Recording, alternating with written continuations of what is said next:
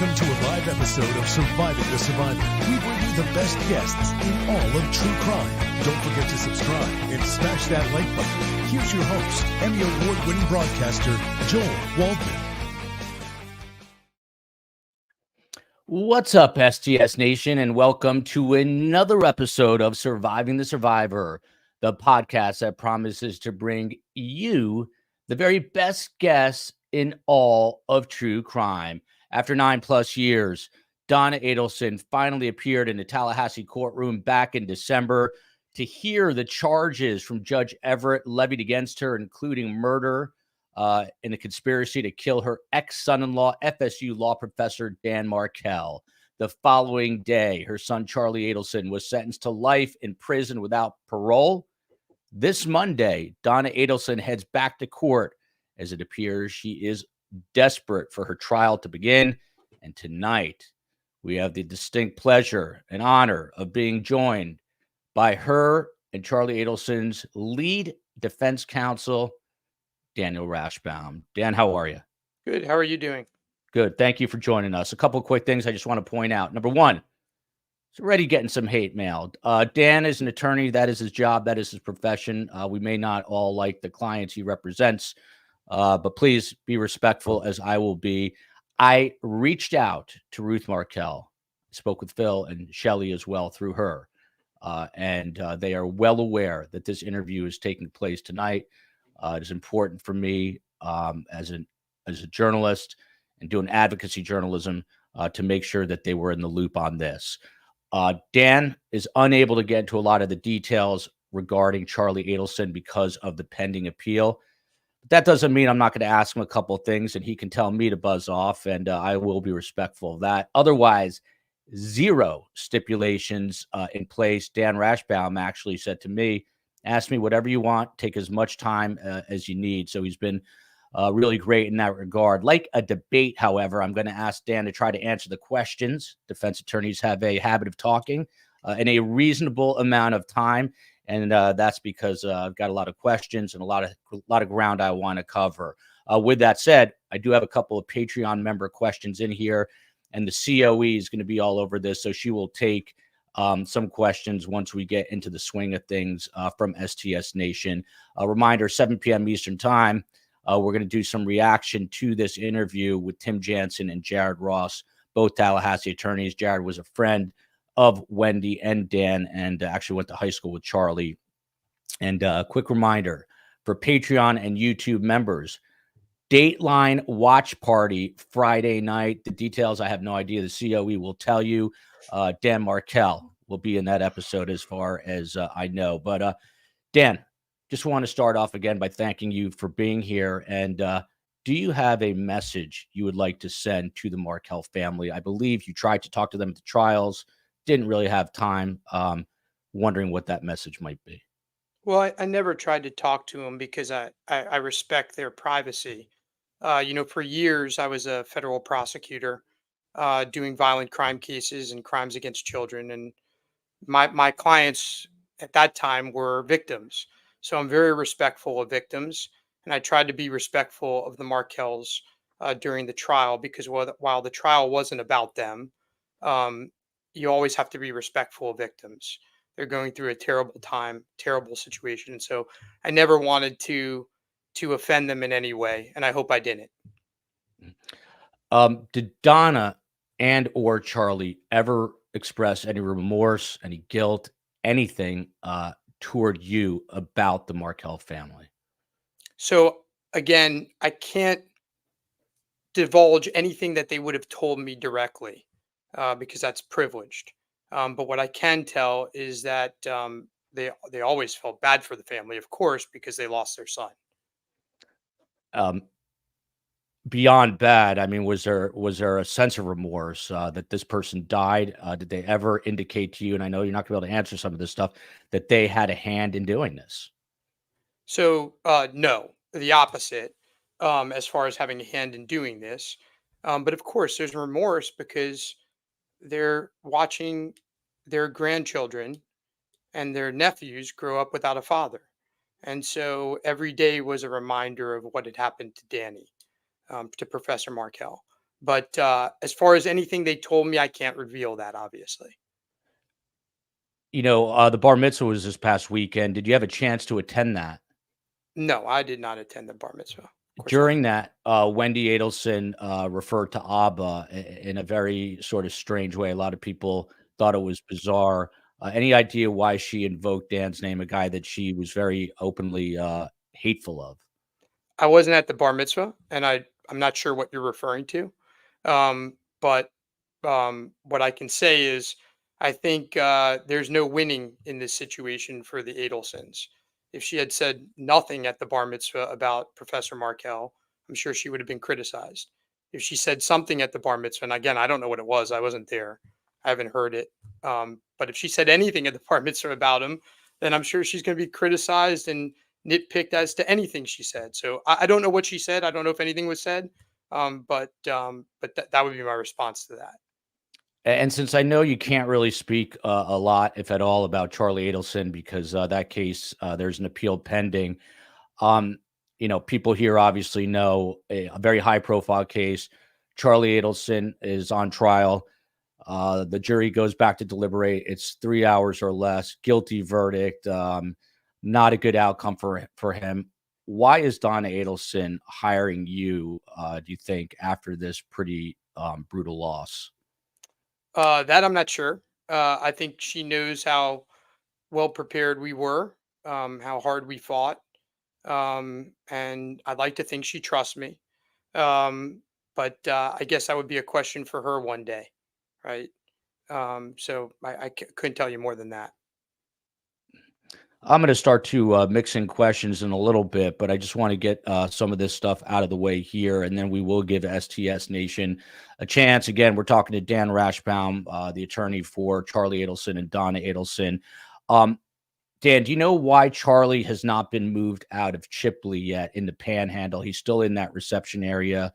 We were told because he's got to be in basically special unit, and that there's not an opening in that unit. Can you confirm that? I don't know one way or the other. Have you talked to him recently? I've talked to him one time since he was moved, but again, he has another lawyer now who's handling his case, who I'm sure has talked to him several times. Who told Charlie? Do you have any idea about Donna's arrest, and do you know how he took that? I'm trying to think the timing. I'm sure I would have told Charlie about it because I think it happened before before the sentencing. So I'm sure I would have told him about that. I don't think he was overly surprised.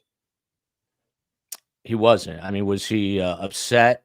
Was he remorseful about that? Did he indicate any sort of guilt that maybe his actions had a part in her demise now and being behind bars? Again, without talking about specific conversations, what I can tell you is he was upset, obviously, that his mom had been arrested. Yes. Was he mad at himself, or was he mad at the Markels, or was he mad at the system? He didn't really indicate one or the other. He was just upset that his mom was going through this. Obviously, he knew what she was about to encounter, although I think what she encountered was a lot worse than what his situation was in the beginning. I mean, at any point during your working with him, did he ever tell you he felt bad about what happened? Of course. Of And course. at any point did he tell you he felt bad because he did it, or at least he organized this hit? No. He never told you that at any point, not in a weak moment of time or anything. No. Lee Dundee, how is Donna doing in jail? I think she's doing better now. She's in general population. We're able to work. She has clothes on.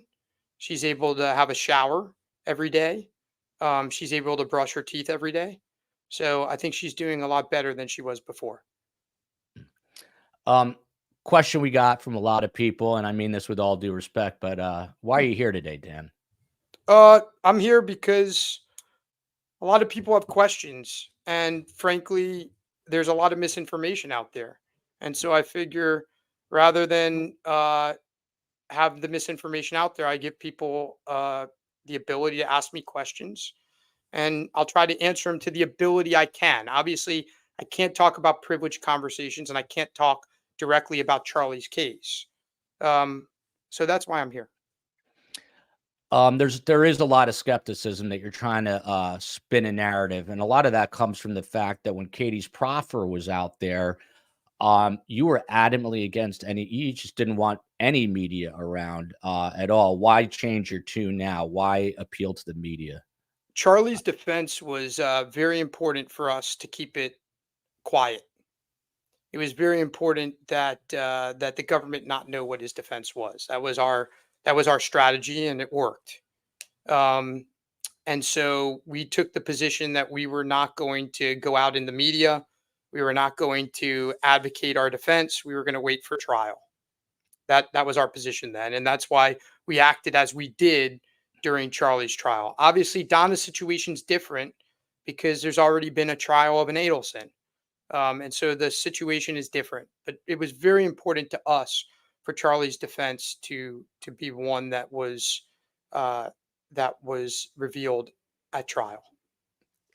Marcy wants no part of STS Nation. By the way, Dan, I always say best guest, which you are one now, but better community. We have the best community, not only in true crime, but all of the YouTubes. And by the way, you did a fantastic job getting yourself lit up with that ring light we sent you, and get yourself on here because Dan claims to be technically illiterate as me, which is hard to believe. But from Marcy, is Mr. Rashbaum advising Wendi and Harvey? Are either of them your clients in any capacity? No, I've only met Wendi Adelson, I think, once or twice now, including the trial in my life. Mrs. Jim Morrison, she must be wealthy off all the licensing. Please ask Dan why no change of venue. I'm assuming she is meaning for the Charlie Adelson trial because we are not even at the point of requesting that with Donna. Did you think about a change of venue with the Charlie Adelson trial, a request of change of venue? We moved for a change of venue in Charlie's case, and it was denied. STS is so good, they're going to sidetrack me. And this is precisely why I was going to wait, but I'm going to mix them in here because I can tell the pacing is good. Dan Rashbaum, heeding my wishes about being like a political debate. He's answering me and giving me nice, quick answers. Chloe's mom, how come Harvey and Donna never talked to the police right after Dan died? There was a contentious divorce going on, but someone was murdered here. You'd think that they'd want to help. Why didn't they? They did talk to the police, both before the memorial service and after the memorial service, and they were never contacted again. Can you tell us what happened? Was that an official? That was not a sit down with Don and Harvey at the police department, was it? They reached out to the detective, and then the detective talked to them. I believe it was either during or right after the memorial service, and then they were never reached out to again. Wendi was reached out to. We can tell that from the records, but Donna and Harvey were never reached out to again. Do we know why? Was it because they weren't responding to requests for police interviews, or was that they were not asked? They were never asked. Now you'd have to ask the detective about that, but they reached out initially for protection before the memorial service, and then they spoke to Detective Isom shortly, I believe, after or during the service, and then they were never contacted again. I was there for this from Bossy Texas Chick, and then I'm going to get back to some of my stuff, and we'll mix it all in. We'll weave a tangled web, as Alec Murdoch said in his trial. Rewatched your closing, Dan Rashbaum, in honor of your guest appearance today, and was wondering if you wish you hadn't said, "I hate when murderers come into this courtroom and lie." Do you think that hurt your case? Was that a misstep of a line in a closing argument? I don't remember saying it. I'm sure I did. I haven't watched my closing again, but no, I meant it. I meant it. Katie Magbanoa, anyone who watched that trial and anyone who's seen her proffers knows she's a liar. And going back to your question a couple moments ago, if you recall, when the proffers were turned over to the lawyers, I said in court, these proffers are not bad for us. And they weren't. And now all the YouTube universe thought I was lying. I wasn't, right? No, I don't regret saying it. I don't think it changed the outcome of the case or hurt the case. And I meant it. You're going to appear on Dateline tomorrow night. We're having our own little watch party for Patreon and YouTube members, the COE and the mods will let you know about that. Is this the beginning of some sort of media PR campaign? Because, if we're being honest, Charlie's not a very popular guy. And I believe that's probably the reason he is being held at Shipley, because he has to go into a secure pod at a state prison. Otherwise, he could be in danger. Do you have to, is part of your job as a defense attorney to not make Donna Adelson as low, despised, and abhorred as Charlie Adelson currently is? I mean, look, I think that the world sees these people through a particular lens. I understand why they see them through the lens, but the reality is they don't know Donna Adelson. They haven't been in a room with her. They haven't spent time with her. They don't know what type of person she is. And so they're assuming certain things. And many of those things are just completely false. Can And you give us so, an example? Can you give us a couple of examples? look, I have spent a considerable amount of time with Donna over the years. She is caring, loving. Um, she is probably the most polite client I've ever had in 25 years of doing this. She's bright, but not analytical. Um, she's kind. Um, she's someone I like. She's someone I care about. I would go so far to say that. And that's odd for me in representing a client. Um, but in general, what I would say to you is this is a different case, right? With different viewpoints and different reasons why I'm willing to answer questions about Donna. Because Mhm. I think there's so much there's so much out there in the 7+ years of the media covering this, um, more particularly the YouTube media and the podcasters, that frankly have already convicted these people. They're presumed guilty in the public's eyes, not presumed innocent. And so I guess I'm up here to try to paint a different picture of them, a picture that I know to be true. I know who Donna Adelson is because I know I've spent time with her. I know her character because I've been with her. I've seen her act in certain ways. And so she's very different than what people assume. And so, to the degree I can paint that picture, I'm happy to do it. I think I told you when you agreed to do this, it's going to be a lose-lose for both of us. People are still not going to like you, and they're probably not going to like me. They're going to say I didn't push, I didn't ask enough questions.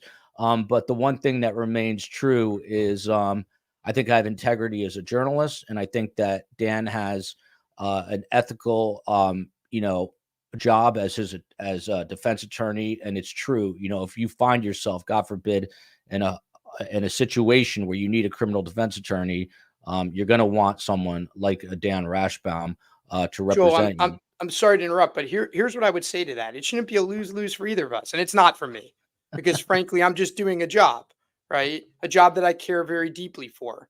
For 6 years, I was a federal prosecutor, and I prosecuted cases as hard as I defend them now. The reality is, Dan Markel believed in our system. Dan Markel believed in the rights of defendants. Dan Markel went around and talked about the importance of vigorous defense lawyers, right?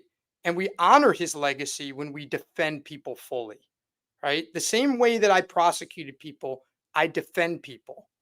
Okay? I try to do so in a professional manner, right? That's why you saw I got along with the prosecutors, right? I try to do it in a professional manner, but the way our system works is by both sides vigorously representing their clients, right? And so, and the same goes for journalism. You get to ask the tough questions, and and frankly, when we leave this room, it's not a win loss for either of us because we have wonderful families, we have other cases, and we have other episodes to cover. The reality is we're doing our jobs. And that's a good outlook. The boss is here, the COE, who was telling Dan, move forward, move to the left, move to the right, put a little more light on your chin, put more light on your She couldn't forehead. make me good looking. Yeah. When did you start representing Donna and Harvey? The COE wants to know. You seem to have, and this is just in our brief conversations, you do seem to have an affinity for Donna, like you really truly care about her. Is that from a client uh, relationship, or did you know her prior to this? When did you all meet? I first met Donna and Harvey Adelson in, I would say, September or October of 2016. I had never met, despite what people report online, I'd never met any of the Adelsons before then. The first time I met them was after the probable cause affidavit was leaked by the Tallahassee Police Department. I'd met them about a month or two later when it was determined that they needed that they should get representation, and that's the first time I met them. And as far as my affinity for Donna goes, it's true. And I don't know why it is. It could be from the years of representing her. It could be that she has some similarities to my own mother. I don't know. But I definitely have an affinity for Donna that I don't usually have in clients. I care for her very much. But I first met them in, I guess, the fall of 2016. Do you speak to her every day right now? We'll get more into her in a moment, but do I you do. talk to her every day? I speak with Donna every day. Now that she's in general population, and we've started working every day together. Yes. Has she said anything to you? And I mean this seriously, about kind of the irony that she's now trapped in Tallahassee. Is she upset about this? Again, I can't comment on what she said or hasn't said, but I can say she's clearly not happy about being in a detention facility. I don't think that matters whether she's in Tallahassee or someplace else, but she's clearly not happy about being in a detention facility. But I obviously can't talk any more about what she said or not said. Armand Fence, part of STS Nation. Do you know, this obviously came up and is a $64,000 question, why Wendi Adelson was at Trescott on the day of the murder? Do you happen to know the answer to that? Also, did it hurt your case with Charlie? Because it obviously at least invokes in some people's minds a sense of guilt that she was going to check on things. Yeah, I don't know whether it hurt the case. It should help the case because if you look at the timing, it's clear that that Katie had already learned that the deed had been done well before Wendi gets there.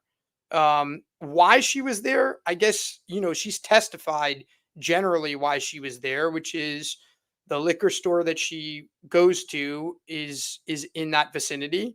She drives through that way. And Jeff Lacoste, something that didn't come out at the trial, that's come out in depositions and probably would come out at the next trial if this came up, is Jeff Lacoste has testified that they would drive down that road all the time, that Wendi has a bad sense of direction, that she would kind of use where she used to live as a guiding post as to where she was going, and that they would drive down that road a lot of times out of the way to get to places.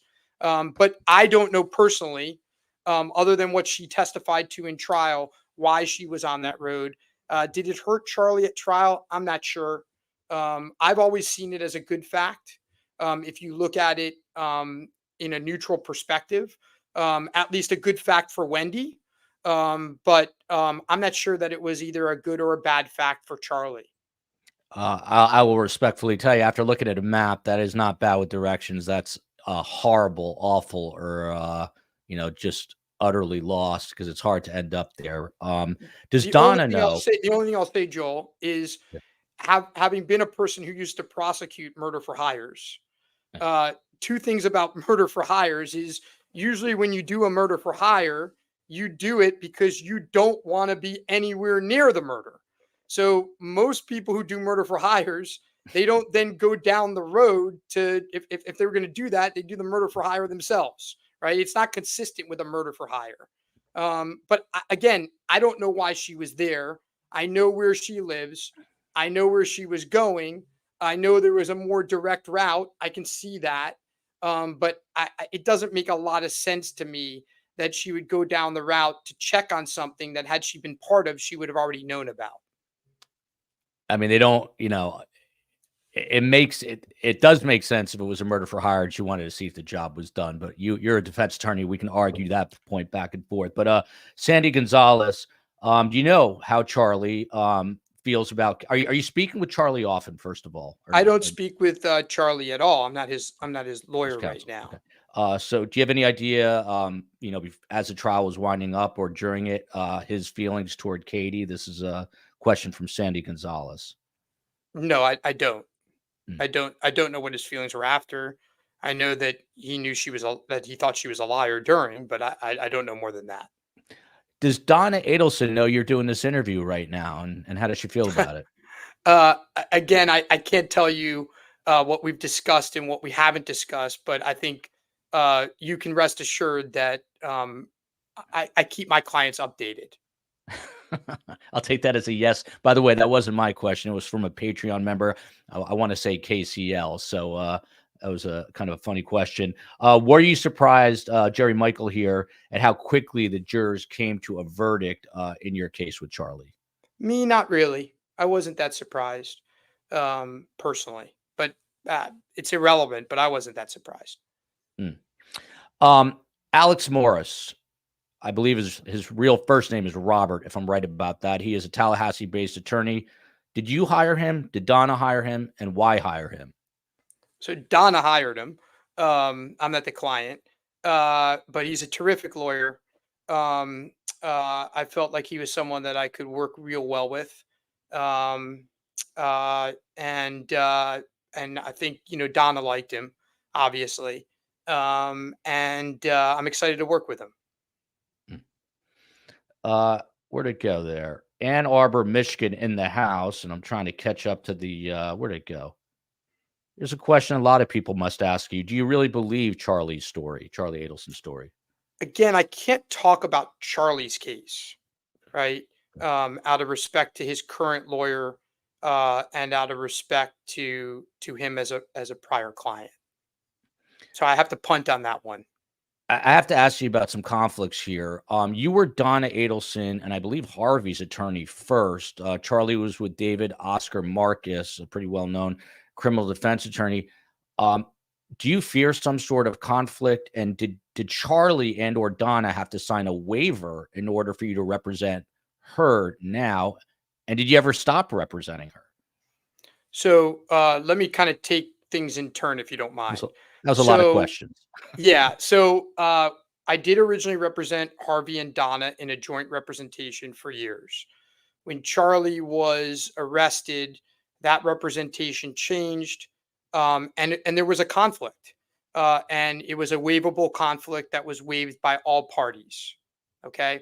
At that point in time, I represented Charlie Adelson and did not represent Donna or Harvey Adelson. Donna and Harvey Adelson at that point in time got their own lawyer. Okay. Now, you asked whether there's a conflict now, and the answer is yes. There is a conflict. It is a waivable conflict. So, with ethics lawyers and waivers by all the relevant parties, that conflict has been waived. And as a result, I now no longer represent Charlie Adelson or Harvey Adelson, but only represent Donna Adelson.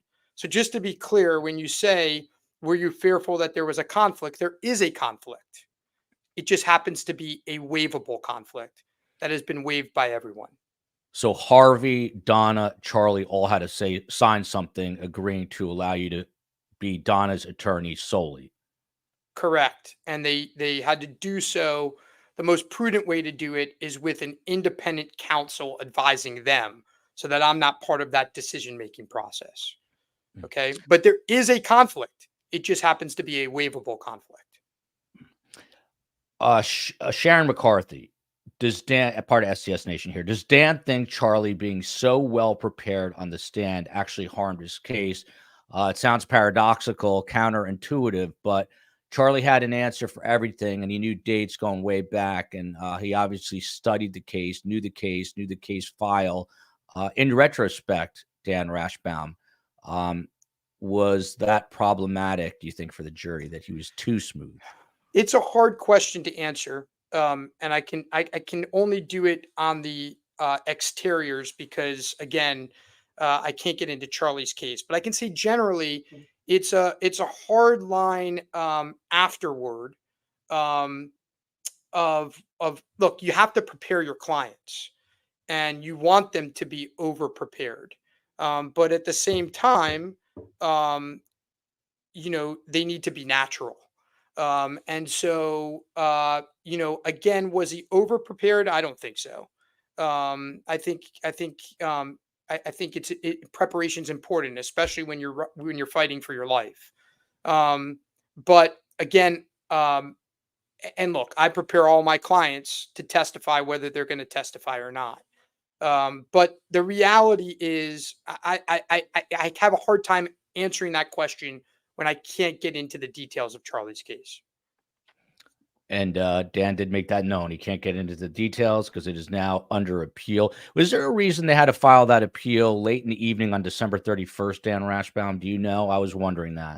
It was I don't filed know. very late. I don't know when the deadline was. I don't know if the deadline was January 1 or whether I have no idea is a short answer, but he's got a very good appellate lawyer. By the way, I saw you without a beard in a photo. You look bar mitzvah age without the beard. So you should probably keep the beard. I used No, to look. the beard goes in and out. It's just I'm too lazy to shave every day. So the beard goes in and out. Most of my friends tease me about the beard now. So Bossy Texas chicken. These are great questions. Again, best guess, better community. Did you feel bad? Everyone talked about this moment, Dan, when you told Charlie enough. This was, I forget exactly where in the trial, but it was audible. Charlie was kind of badgering you, and you said enough, and everyone picked up on that. What was going on behind the scenes there? If you can tell us. no, I mean I can't tell you what was going on behind the scenes, but I didn't feel bad about it. It actually had nothing to do with the trial. I can tell you that much, and it had actually nothing to do with the case. I can tell you that much. I can also say that Charlie Adelson and I got along very well before the case, during the case, and to the extent that I had communications with him after the case, we always got along very well. Obviously, in trial, there's a lot of things going on, and there's a lot of pressures on the lawyer and on the client, and you're trying to listen to many things at the same time. And so I actually remember the moment. It was not a moment for us. I think it was a YouTube moment that probably got blown out of proportion. Kind of like I think at one point they took a note of Kate's. I don't remember what it was. She was talking about the New York Yankees and George Steinbrenner, and they started saying that Kate was saying something derogatory about the judge or about Charlie or about something. It was about the Yankees, who look, we're Cleveland Indians fans, so sorry, Guardians fans. So that's what was being discussed. So again, that's an example of kind of things being taken out of context. My relationship with Charlie was always good. I was going to actually guess that he was mad that you forgot his McDonald's double cheeseburger, but I was close because it was about the Yankees. Who knew? Laszlo Toth III. In case management, you tell the court that quote unquote, be forewarned, my case may take a week. You only called 2 witnesses. Can you tell us why or what happened? There were only going to be 2 witnesses called. But look, from my perspective, we didn't want the state to know that we were going to call Charlie Adelson. And from my perspective, I didn't want the judge, I didn't want to surprise the judge. And his testimony could have gone on for longer. It didn't. So you're kind of as a defense lawyer in a weird position in that you have to I didn't tell the judge we have thousands of witnesses. I just said our case could take a week. By the way, it took I think 2 or 3 days. There were no surprises there. The only other possible witnesses we were going to call, frankly, was potentially Donna Adelson. How tough an adversary you see here, Tasha Awesome, Georgia. How tough an adversary is Georgia Kappelman? She's a terrific lawyer and a terrific human being. I have a lot of respect for her. I hope she has respect for me too. I think she does. She's a terrific lawyer, and so is Sarah Dugan. So and so are their team of investigators. They're very, very good lawyers. All right, so let's pivot over here to Donna's arrest. It's a video that the world has now seen. It's going to be on Dateline. Shout out to Law and Crime for getting it first. And I'm going to play a little snippet, and then we'll talk about it real quick. Hi, how are you? You have an ID? Hi, how are you? You have an ID? Mr. Adelson? Nice to meet you. Yeah. You're under arrest for the cell phone. No, I don't want to give it to you. Why do I have to? Because my attorney said not to. Why do I have to? Dan, you can see her pulling the phone away there. What struck me about this, she never asks what murder. You're probably going to tell me because the FBI agent Pat Sanford tells her she's being charged with the murder of Dan Markel. But what's also glaringly omitted from here is her saying, "I didn't do this. I'm innocent." How come she doesn't say that? Again, I can't speak about what she has told me or what she hasn't told me. I would say stay tuned for trial for that. I don't think it's any surprise that she would know what murder she was being charged for. I think just days earlier, her son was convicted of a murder in which they showed pictures of her and her husband as co-conspirators for. So I don't think there is anything to really say about that. I don't think that's very surprising to me. It's a short clip. I'm going to play it again because I just want to get your Hi, how are you? reaction. You have an ID? Mr. Adelson? Nice to meet you. Yeah. You're under arrest for the cell phone. No, I don't want to give it to you. Why do I have to? Because my attorney said not to. Why do I have to? Well, I'm going to get into this a little bit more, but Dan, the obvious question is if they are innocent, she's innocent.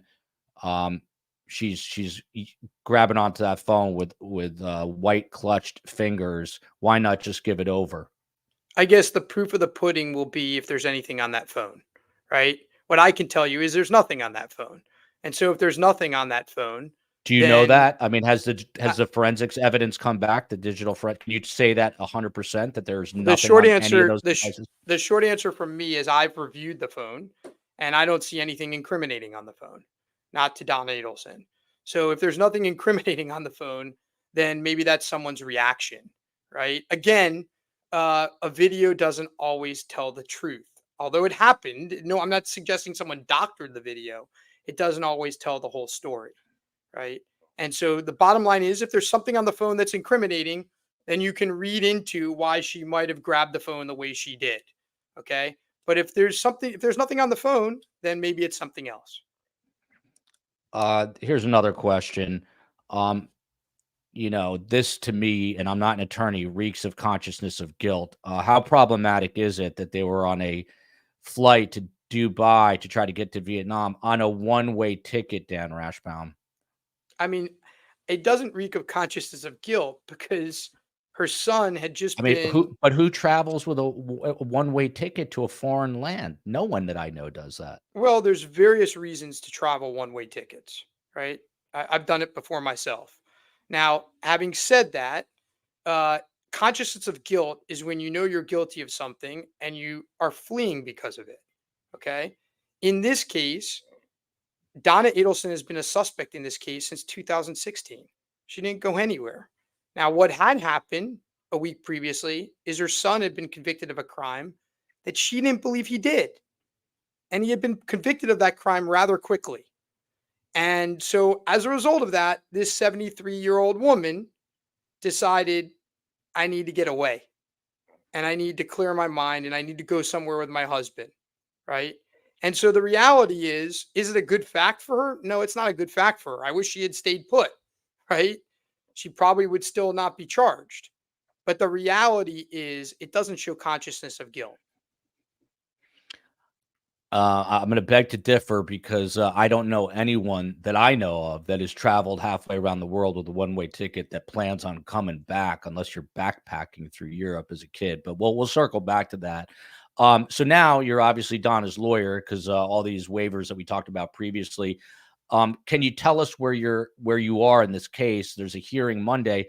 Are you going to request a speedy trial? Well, we're still figuring things out. Again, I'm not her only lawyer. And while media has reported that I'm a lead lawyer, that I have local counsel, that's just not the case. Alex and I are co-counsel on the case. While I know the case, it's pretty well. It's a different case than Charlie's, and Alex obviously has to get up to speed. So while we hope the trial will happen sooner rather than later, we're talking about what we're going to be requesting on Monday. Bossy Texas chick again. I'm going to try to mix up. I didn't see it was her again, but is there any intention, can you tell us, to try to work out some plea agreement? Are you there yet? No, why would she plead to something she didn't do? So that's a definitive no. You plan to go. She and you plan to go to trial. Yes. And so just tell us, what should we expect? The hearing is Monday morning at 10:30. You've obviously got to fly up or drive to Tallahassee. What should we expect at this hearing on Monday? I'm not really sure. I mean, I think it'll be pretty short. It'll be some discussion, I'm sure, about discovery. There may be some discussion about scheduling, and there could be discussion about the waivers. Although I'm not sure that that would happen at this hearing, but we'll deal with whatever the judge wants us to deal with. What's your ideal time frame for a trial date? If you could start this trial, if you had your druthers, and if Donna, more importantly, had her druthers, when would you start this? When we're ready, but I'm not sure as to a particular date. But give me a time. Are we talking April, or are we talking November of 2024? We don't know, but obviously, as soon as we can be ready, we'd like to go to trial. I mean, I've got to assume from what you're telling me, Donna is not too pleased being behind bars. Does she want to go to trial? Does she want to get out from behind those bars? Of course, she wants to get out from the detention center, but we'll go to trial when we're ready. That's the most important thing. Can you tell us her day to day in jail? What's her morning like, her afternoon like, her evening like? You have a sense of that? Truthfully, I don't know. And it's changed obviously because she just got moved recently to general population. But I don't know what her day to day is like. Love my Sully Blue. How hard is it to represent a client that the whole world thinks is guilty, which would be the case with both Donna and Charlie? Do you look at that as a challenge, a hurdle? How do you see it? I think it doesn't affect me personally. Let me say that. It doesn't affect me personally, but the only thing it affects is I'm a big believer in the system, and in most trials, a jury comes to the trial and they know nothing about the case. And what they're presented with is the evidence of the case, where the state or the government, in this case the state, has the burden of proof and has to prove their case beyond a reasonable doubt. In this case, the difficulty is that it's been tried in the media for 7+ years. And it's very hard for people to come to the case with that presumption of innocence. I think that was the most eye-opening piece to me in the last trial, the trial with Charlie. And it was depressing for me, to be honest with you, as someone who's worked on both sides and believes in the system and does this because the system is so important. We have the greatest system, I think, in the world. But it's based on having a vigorous defense with a presumption of innocence, where the state is not a dictatorship, where the state has to prove its evidence beyond a reasonable doubt. And for me, it was depressing to see all the jurors, not the jurors we had, but all the potential jurors come in there already with an opinion based on not one piece of evidence, just based on the media, right? Just based on podcasts, just based on YouTubes, just based on guesses, sometimes being wrong. And so that was depressing to me. So when you say how hard is it to represent someone who everyone thinks is guilty, it's not any harder for me than it was prosecuting someone who everyone thinks is guilty. In fact, some defense lawyers say it's a lot easier to represent someone that you think is guilty. The hardest person to represent is someone that you think is innocent. And so, but what the public thinks is kind of irrelevant to me. I do my job and I do it to the best of my ability. Dan, by the way, was undefeated as a prosecutor. Brick K here almost sounds like a question in jest, but I have something to follow up here with. How come Donna rolls her eyes so much? Dan Rashbaum, Charlie in his trial was making a lot of head motions and talking to himself. And in her first Tallahassee court appearance, Donna was interrupting the judge to the point where Judge Everett had to tell her to pipe down. Do you need to rein your client in more? Obviously, that was Marisol Descalzo at that point. It appears Donna likes to control situations. Will you have to have a conversation with her about courtroom behavior? Well, look, again, I can't talk about the conversations I've had or will have with her, but what I can tell you is this. Obviously, there is a particular protocol and demeanor that one should have in a courtroom. It's going to be important for her, obviously, to participate in that way. Now, having said that, why she rolls her eyes, I couldn't tell you. People have gestures. I mean, now that I have this beard, I'm constantly doing this and whatever else. We all have our tics, right? And by the way, when you're on camera, everyone is analyzing every tick, right? But yes, there has to be a protocol. There's a proper way to act in a courtroom, and that will be important for her. Dan Rashbaum, if Harvey, Donna, Wendi are innocent, why weren't they in the gallery at Charlie's trial there to support him? I mean, this is their son, their brother. So Wendi couldn't be in the gallery, obviously, because she was a witness at the trial. Let me just think about this for a second. Donna and Harvey were not there, but it wasn't their choice. That's what I can tell you. It was not their choice. And if anyone saw the gallery and all the people that were in the gallery, I think probably they would understand why. But I can assure you that Donna and Harvey were very supportive of Charlie. But I mean, you've got to know what the optics of that is when none of your family members are at a murder trial for your child, right? I don't think actually, I know the optics weren't bad because I've spoken to several jurors. And I actually asked that question because I was curious. That was one of the few questions I asked all of the jurors I spoke to, and that had no effect on any of them. It may have had an effect on your YouTube commenters, but it didn't on the jurors. Now, are you in any way afraid by being here of contaminating a future jury pool? No, no, not at all. And Miss Kappelman has gone on shows before as well. I'm not the only one. I think she was on, I don't remember if it was your show or someone else's, but she's been on shows. And nothing I'm saying on here is anything that would contaminate a jury pool any more than they're already contaminated, right? You have shows every day about this case, right? And law enforcement and people who have no idea anything about the case pontificating about the case. So no, I'm not fearful of that at all.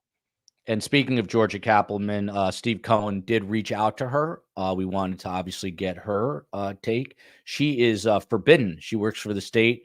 Very nice email she wrote back, and she plans on coming on STS, but she cannot come on until the entire case is resolved, and we simply don't know where that will be. But she has been on before. I'm going to pull up. This is an actual email from Donna to Wendi. I'm going to read it out loud here. Donna says, "You have a job to Wendi to get done and a very short time frame to accomplish it. If you dressed your kids up in Hitler Youth uniforms and brought them down here, I could care less if it was an act of defiance, and I would show Jibbers, derogatory term for Dan, that he's not in control, all caps. If your children are baptized, it doesn't make them Christian. Ben and Lincoln aren't really pirates because they dress up like Jake the Pirate. It's an act. You got into this mess with Jibbers by being so compliant and non-confrontational with him." I don't have the exact date in front of me. Now, I got to say, Dan, I'm familiar we with are the email. we are both Jewish boys. This is not a hateful email, Dan. In my opinion, my mother's a survivor. This is demented. This is not a rational, normal mind. It sounds like she's willing to do anything, talking about how she's willing to get into a mess. Does that include carrying out a murder for hire plot? This is not a rational woman, Dan. Okay, well, I guess we have to separate the two things. So if you're asking me about the email is clearly not a normal email. I will agree with you on that. It's clearly an email full of emotion. It's clearly an email with venting. Now, what you don't have to that email, which you'll see in this trial, which we haven't seen in the past, is what led to that email. So you won't see the emails from Wendi or the discussions from Wendi, and you don't see the emails from Professor Markel. Okay. Now, having said that, I agree with you. This is not your normal email. Okay. Now, having said all of that, divorces are very emotional. People say things they don't mean to say. People push their buttons. Again, this email is not a normal email, but it is a far cry from, number one, dressing these boys up in Hitler Youth uniforms, which they never were, baptizing them, which they never were. It's an email, it's not an action, or killing Professor Markel, right? So again, is the email itself a rational act? It's an act of someone who's upset, clearly. It's someone who's upset But again, you regarding a get divorce. Well, hold on. It's someone who's upset regarding a divorce. And I can show you multiple examples, maybe not with Hitler Youth, but multiple examples where people show emotions in the worst possible ways in a divorce case. Listen, I'm a criminal defense lawyer. Okay. There's a reason why I'm not a family lawyer, because family law is the worst. You get emails like this. You get crazy emails like this that generally you don't get in a criminal defense case, right? It's because there is very little that brings out the emotions of people more than a vigorous divorce, a bad divorce. And so, again, if you're asking me, is this email the email of a rational person? I can tell you, Donna Adelson is a rational person. Is this an email that she wrote with a lot of emotion that I'm sure she wishes she didn't say the things she said? Of course, right? Was she really going to dress them up in Hitler Youth uniforms? Of course not. Does this email show that she wanted to kill Dan Markel? Of course not, right? If it did, they would have arrested her 8 years earlier, right? So again, I get it. I get why you want to show this email. It's the same reason why the government's going to show this email. It's their start of what they claim is her motive. I get it. If I were a prosecutor, I would show it as well. But we also have to look at the context of when the email is done, what it's responding to. And again, there's nothing about violence in the email itself. You talked about puzzle pieces, but I mean, this is my opinion. The puzzle pieces for Donna are stacked against her right now, but it's your job to show the jury otherwise. Can you tell us, do you plan on calling any new witnesses for this trial? And if so, can you tell us who? Can't tell you either of those answers. And I can't tell you that we know all the witnesses that we're going to call. We're just getting started. Can you tell us if it'll be more or less than with Charlie Adelson? Cannot tell you because I don't know. Moving back to this whole notion of Donna's arrest and fleeing, I just want to pick another quick soundbite here. This is Donna again, and it's a little tough to hear, but she's asking for air conditioning here. This is her arrest video.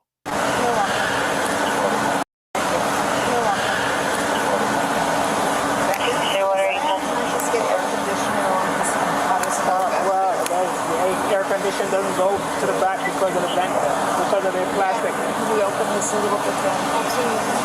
That's fine. It'll be freezing. Yeah.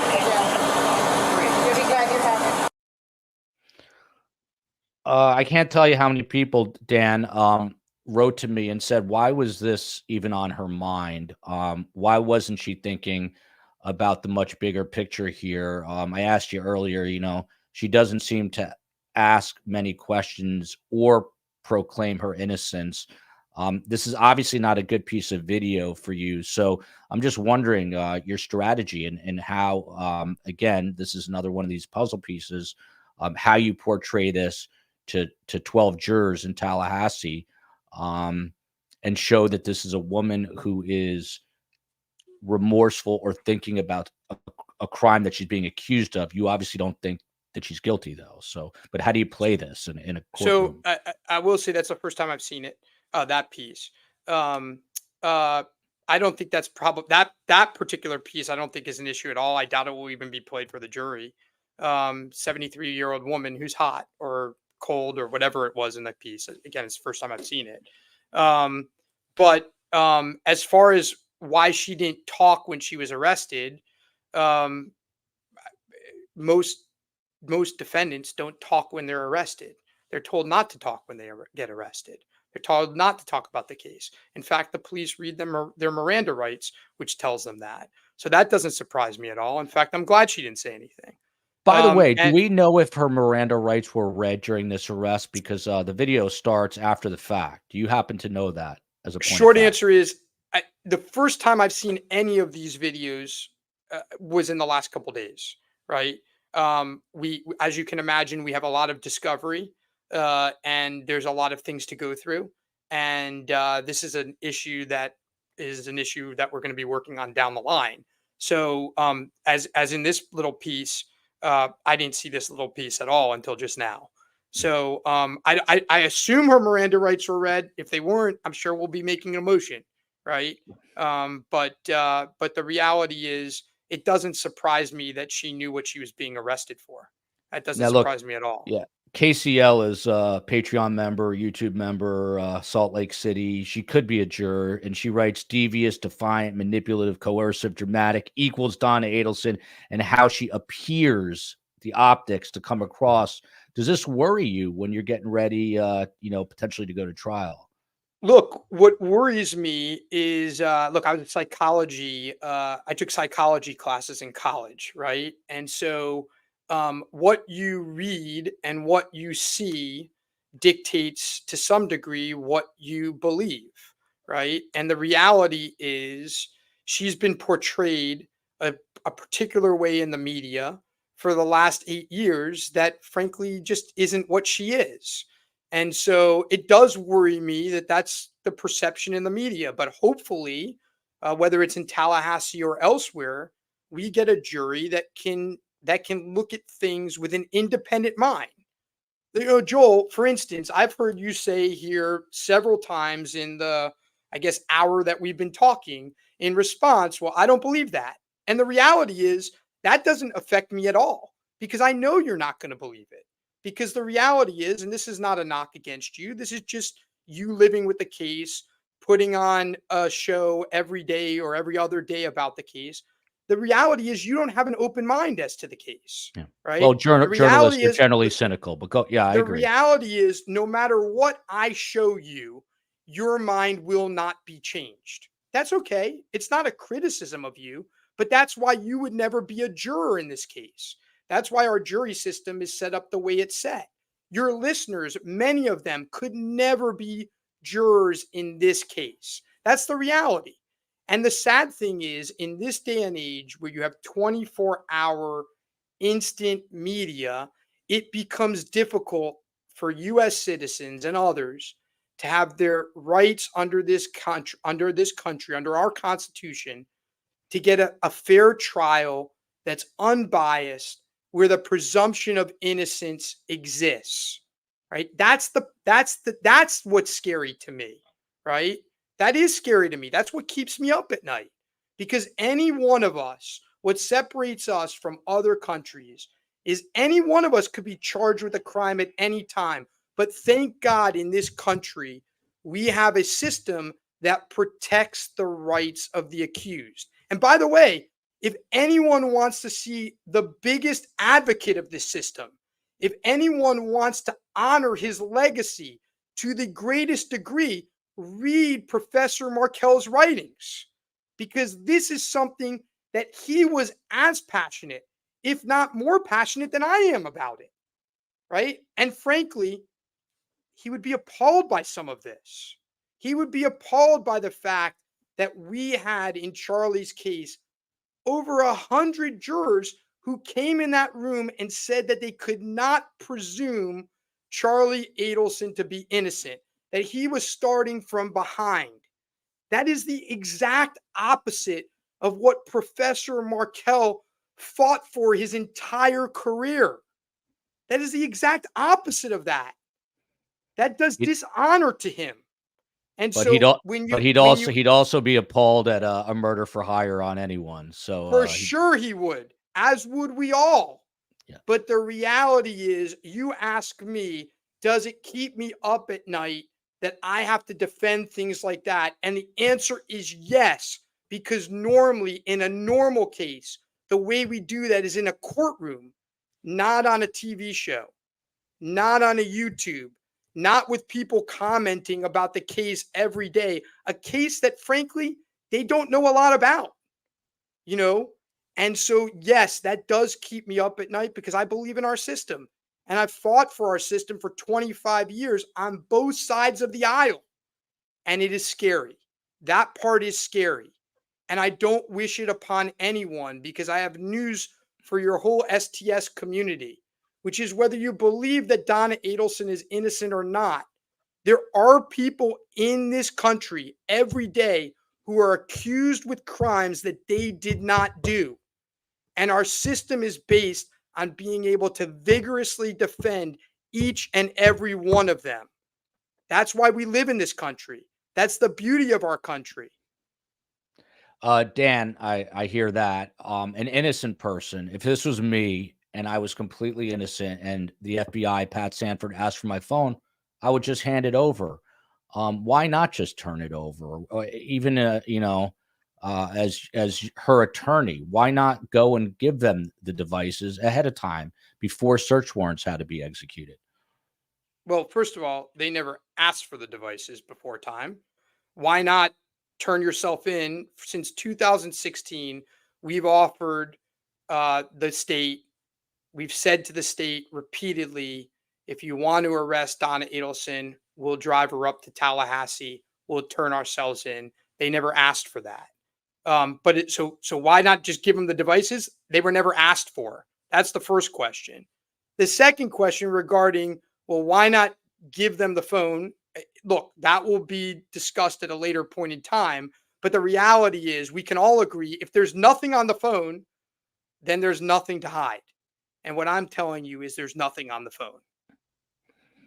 I have to take your word for it, since I haven't seen that phone, but apparently you've seen what's on it. Can you say the same for the other cell phone and the other iPad, all the devices? Can you say the same for all of them? I know there's going to be nothing incriminating because Donna Adelson's innocent, but I've not seen what's on those devices yet. Here's a question everyone's wondering. Obviously, you also know this. You took some heat for bringing in high-powered Josh Dubin as a jury consultant. Are you going to be choosing the jury this time around? And I know you had told me in a conversation that we had leading up to this that you were actually present for jury selection and were even asking questions at Charlie's trial. A lot of people think that Dubin swept in, took a big fee, and flew out. But what was the dynamic there? None of that's true. I mean, Josh is he's done this many times with many cases, and he didn't choose the jury. I didn't choose the jury. Charlie didn't choose the jury. We all chose the jury. I participated in jury selection. I didn't ask the voir dire questions of the ultimate voir dire panel, and that was done for strategic reasons. I've done that several times in trials that have been won. So it's not out of the norm for me. What we do in this case, we're still figuring that out. But the reality is there was nothing very exceptionally weird about what we did in that case. And again, there's misinformation that I didn't participate in jury selection. Of course I did. Just like there's misinformation that I don't know anything about Tallahassee and I'm a New Yorker. I'm born and raised in Florida. I've tried cases all over this state, and you can ask yourselves why people comment that I'm a New Yorker. Yes, I'm Jewish. Okay. But the reality is, I'm born and raised in Florida and have lived more than 3/4 of my life in the state of Florida.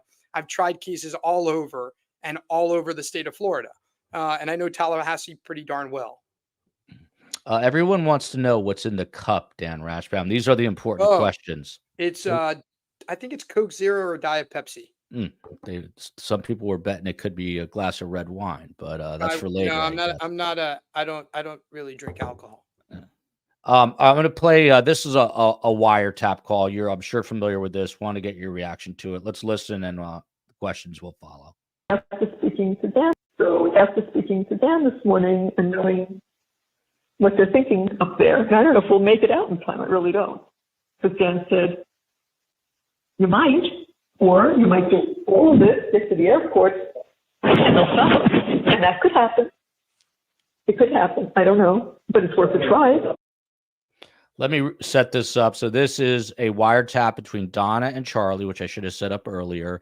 And she's talking to Charlie. This is now after the conviction. I'm sorry, this is a jailhouse call after the conviction. And Donna invokes a name, and it is Dan. Let's listen one more time, then I'll ask Dan some questions. They're actually from Patreon member Bobby. So after speaking to Dan this morning and knowing what they're thinking up there, and I don't know if we'll make it out in time. I really don't. Because Dan said, you might, or you might do all of this, get to the airport, and they'll stop. And that could happen. It could happen. I don't know, but it's worth a try. Dan, I got to say, this doesn't look too good either, what they call a bad fact. From Patreon member Bobby, is it you that she's referring to? And did you have prior knowledge of her flight? So I'm going to read what I've written here so I don't screw this up. Because I anticipated this question would come. I can't talk about what I said or didn't say because it's privileged. What I can say is that at the time Donna Adelson went to the airport, she was a free woman. What I can say is there was no indictment to anyone's knowledge. We know now there wasn't one. There was no grand jury that we knew was convened. We know now it wasn't convened till after. And there was no arrest warrant that was known of. In fact, we know the arrest warrant, I think, was just obtained hours before the flight. Again, she had offered to surrender at any point in time from 2016 on. I know that because I had made that offer. She did nothing wrong by going to the airport. Okay. Now, I cannot tell you what I advised her, what I knew, or what I didn't know. But what I can tell you for certain is that I acted within my ethical obligations. And what I can tell you for certain is that no crimes were committed by her going to the airport. And that's why she wasn't charged with any sort of crimes related to that. That's what I can tell you at this point in time. And Dan, you're going to see some of the comments, and I'm bringing them up here because by the way, Tenton Quarantino, when I said about KCL being in Salt Lake could be a juror, obviously I'm talking about the fact that anyone in STS Nation anywhere could be a potential juror. I'm not talking specifically to Tallahassee, but look, Jody Arrington, nice lawyer talk. And then we've got this, not good that he had to write a prepared statement to respond. And you know, so let me answer that. Let me answer that. Please do. So I'm at there's very little I can say here because I have obligations to my client, right? And I have obligations to the system. So I wrote a prepared statement so that I could meet those obligations and didn't mess up and by accident give away something that I shouldn't say because I'm a human being. And so I'm following the instructions of an ethics lawyer that I consulted with in order to make sure that I'm following my ethical obligations. Now, having said that, this is another example. Now it's on me, a lawyer, where there's really nothing I can say to appease your audience, right? I can't say what I advised or what she advised because it's privileged. I mean, can you Period. tell us, did you say, Donna, get out of here, run to Vietnam? I cannot say what I said and what I didn't say because it's privileged, Can you tell us if right? she had a plan for once she got to Vietnam? What was she going to do? Sit there and backpack? Like, did she have any? I cannot say what I said or what my client said to me because it's privileged. What I can tell you, and it's the most I can tell you, is that there was nothing wrong with her traveling. And the state had the absolute right to do what they did, which is when they learned of her travel, speed up their plans to arrest her. That's the best that I can tell you at this point in time. I'm sure you'll hear more about it at trial. But the Yeah. reality is in our system, and it's important, lawyers have to keep their clients' conversations with them privileged. That's the way that the system works. So no, I'm not pleading the fifth, Lori, because I didn't do anything wrong. Okay. I'm not pleading the fifth. I'm doing something that protects all of you who one day could be charged with a crime. You want to be able to talk to your lawyers. And in order to talk to your lawyers, there is a privilege. And that privilege, except under very rare circumstances, cannot be waived. And so I'm not free to tell you what she told me, what I told her, what she didn't tell me, what I didn't tell her. I can't do that because it's privileged. All I can tell you is obviously I'm an officer of the court. I'm an ethical lawyer. I would never advise anyone to do anything illegal, and I didn't hear. That's all I can say. Is there a chance? Is there a chance here that the state could bring this up as an issue and even potentially call you as a witness, in which case you couldn't defend Donna Adelson? Is there a possibility this could happen? The short answer is there's a chance of anything. The long answer is I don't think that would be relevant to anything in this case. So if that became an issue, then we would litigate it and it would go where it went, right? But the reality is, the short answer is I don't foresee that as being a problem. But again, it's something that all the lawyers have talked about, and we've crossed that bridge, and we've looked at it to make sure that we're doing the right thing. The most important thing is respecting the process and doing the right thing. And so the reality is, could it happen? Yeah, I mean, anything can happen. Any motion can be filed. Listen, I've filed crazy motions too. That's what we do as lawyers. But it's not anything that I'm overly concerned about. For all the beating up you're getting, which I know you can take from JY, Mr. Rashbaum, thank you for coming here. It takes guts and professionalism, and we respect you for it. Every human being in the U.S. has a right to qualified counsel and a fair trial. And I do want to, have everyone sort of, not literally, but if you close your eyes for a minute and think, look, anything can happen to anyone anytime. You could go out with your wife and you could have a drink and think you're fine and kill a kid, God forbid. And now you're going to need a Dan Rashbaum. So we all need criminal defense attorneys in our lives, no matter what you think of it, him and or his clients. Georgia is going to open and end with that. I'm not exactly sure, but so Dan Rashbaum, onto the bump here. If Donna really had nothing to do with the planning and the commission of the murder, and now she's approached by this undercover FBI agent, why does she call Charlie? Why doesn't she call the police? If it was me, I'm calling the cops. I mean, maybe if it's me, I'm calling my mom first because I'm so scared, but then I'm calling the cops. It's interesting because I think that's the quintessential question in the case, right? Look, different people have different reactions. Different people have different views of the ability of the police to protect you. It's interesting, when I ask that question to people in my office who are primarily middle class white men and women, most of their reaction is they would call the police. They'd call the police immediately. Now, I'll tell you my reaction as someone who is a federal prosecutor, who has a lot of friends in law enforcement. who's had death threats against them as a prosecutor, is I know what the police can do and can't do. And so me personally, I wouldn't call the police. Now, I'm not saying I'm not in the minority in this office, but I personally would not call the police. That's me. Um, Look, there's a reason why Donna acted the way she did on the calls. And the reason stems upon the fact that she had been told something from her son and she believed her son. And as a result of that, she wanted to protect her son and her family. That's the reason.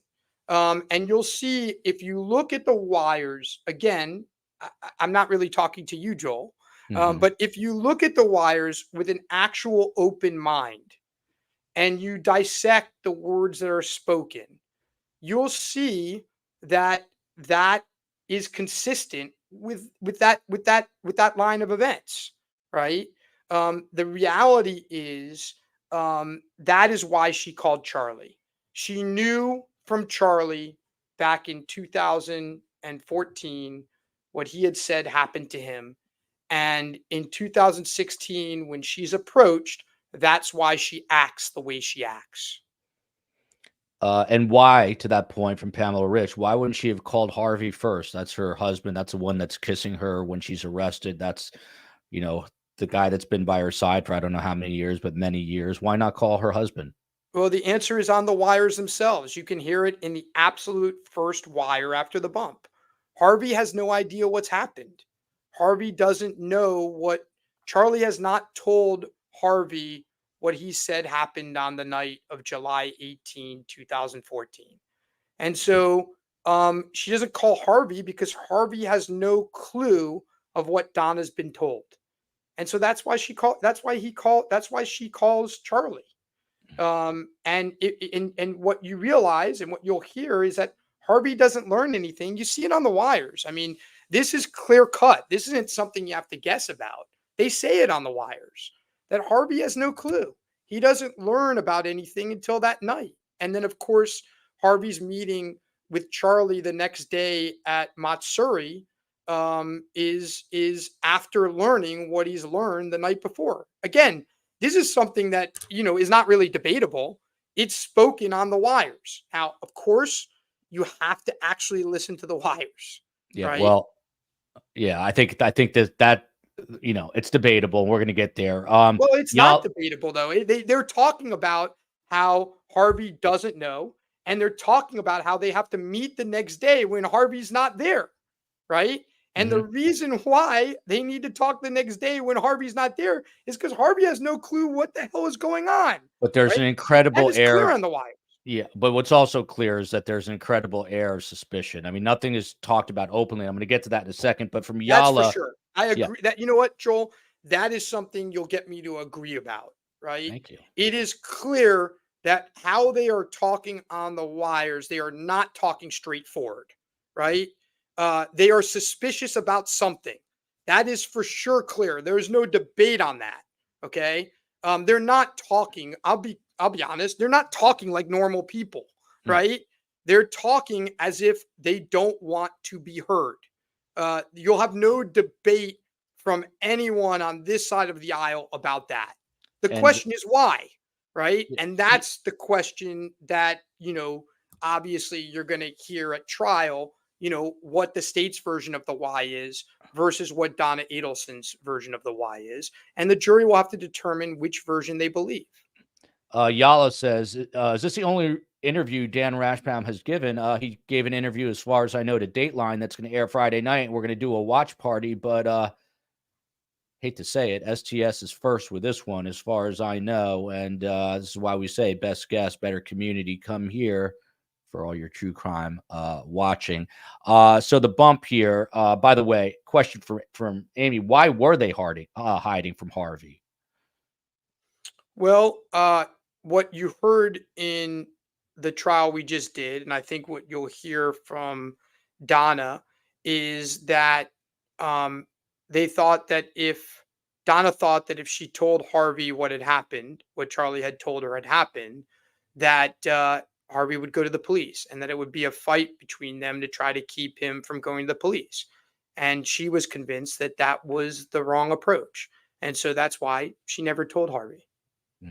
I'm going to pull up another piece of tape here. This is wiretaps. This is right after the now infamous bump. This is Charlie and Donna talking, and listen for yourselves, and then I'll have a couple of questions and little more to go here with Dan Rashbaum, but we thank him for being here. Let's take a listen. No. Involve Wendi? No. So let me just talk to you later. And what is it? Is everyone's health okay? Yeah. All right. Does it involve me or other people? Well, probably both of us. So right there at the end, Charlie's asking, does that involve me or other people? It seems that they are, again, talking in code. Donna says, probably the both of us. Dan, you got to understand that this is not going to be perceived well by a jury, any which way you slice it. But what's your interpretation of this? I mean, it depends what jury you ask, right? So if it's surely not perceived well by you or the majority of your listeners, correct? But it absolutely makes sense based on what Donna Adelson was told happened. Donna Adelson was told on July 18th, Charlie was extorted. She was told that 2 months after Professor Markel was murdered. That's what she was told. Okay, she was told that Charlie was extorted. Now, Donna wasn't there on July 18th. Okay, but that's what she was told by her son, that he was extorted. And sure enough, 2 years later, she is being extorted. That is clear. There is no debate about that. Now, it happens to be a police investigation, but she's not sure about that. The person on the street is extorting her. So when she says it's probably about the two of us, that's what she's talking about. She's trying to give him a clue as to what this is about. And that's why she answers that way, right? She answers that way because she had been told that Charlie was extorted, and now she is being extorted. And that's why she answers that way. Dan, the most important question comes from my mother. This is Carmela Waldman, sometimes co-host of Surviving the Survivor, simply known like there's Oprah, there's Elvis, and then there's Carm. Some people just have one name. If the jury, Dan, did not buy the extortion defense for Charlie, will it buy it with Donna? My mother speaks 6 languages. English is not her first, but you get the idea. And by the way, do you have to stick to the same defense? It's not the same defense. It's an absolutely different defense. Donna Adelson wasn't extorted in 2014. It's a completely different defense. Now, whether the extortion happened or not, at least one jury determined that it didn't happen. But that's not what this case is about. Donna Adelson wasn't extorted. She was not extorted in 2014. That I can tell you for sure. Nor would she claim she was. So it is a completely different defense. Unlike Charlie's case, there will not be one witness at this trial who says that they did a murder with Donna Adelson. Now listen, I thought the witnesses who said that at Charlie's trial were not particularly believable. But the reality is, whether they were or weren't believable, there were people at Charlie's trial who said that. Not one of them can say the same thing about Donna Adelson. Not one. So they will have to take a leap based on, for instance, Joel, the emails that you showed earlier.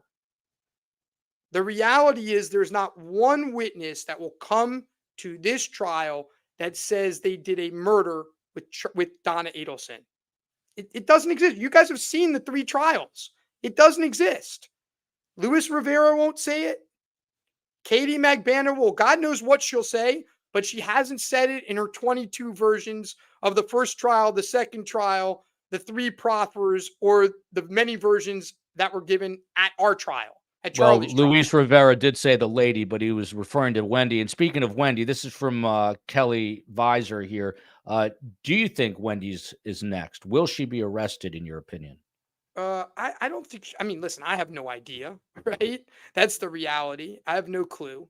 On who won't be arrested, that's a decision for the state and the grand jury. But I have no idea, and I'm obviously focused on Donna Adelson's case, who has been arrested. Um, what about Rob Adelson? Do you know, having sort of become friendly with Donna, what the story is there? Why did he leave? Basically, detach himself from this what appears to be a dysfunctional family. Look, I know, I know, I don't know Rob. I don't know Rob. I don't know Rob at all. Never met him. Never spoke to him. I don't know him at all. I obviously know from my client certain things, and I think it's best. I look at Rob as a bit of a victim too. So I think it's best for me to stay away from that topic. I think Joe, it'd be inappropriate for me to talk about. Duly noted. This Joe Jackalone is just on my show, retired NYPD cold case sergeant. He's asking, what's the plan to make Donna more likable? You've got a big hill to climb right there. Yeah, I mean, look, the reality is I like her. That's the reality. So maybe it has to start through me. Again, she's become a character on YouTube episodes and otherwise, and the public thinks what the public thinks about her, right? But we can think of many examples of people who are unfairly portrayed in the media, right? The thing I could tell you is I am very, and I don't, so many of my colleagues here actually tease me about this because they know me as vigorous of a defense lawyer as I am. I don't usually become as emotionally involved as I am with Donna Adelson, and the reason being is because I am truly fond of her. And so there's a reason for that. I think and so I guess it starts with me to try to portray to the jury what the world has not seen of her so far. Again, to use your phrase, not mine, the puzzle pieces are not fitting together very nicely. One of them is why did Donna pay Katie Magbanowa in consecutive checks, knowing that she wasn't doing any work for the Adelson Institute? That undoubtedly is going to come up from the state. Is there an answer to that? That's what she was told to do, and she thought that was protecting her But son. Dan, look, my mom just chimed in. She can't keep her hands off. This is a controlling mother, hands in on everything. You really think she didn't know? Didn't know what? Didn't know what these checks were for? No, she knew what the checks were for. I mean, Joel, you listened to the trial. Of course she knew what the checks were for. She had been told by her son that he was being extorted. And she had been told by her son that, he wanted her to pay out of his business part of the payments. And so that's why she paid that way. And she paid in the manner she paid, with certain checks being back to back to back, because that's what she was told to do. And there's a reason for it. And again, if I thought that I could convince you of the reason, I'd spend a lot of time doing that, but I'm never going to convince you. Right. And you could say the puzzle pieces don't fit. Right. But that's because you're biased. Right.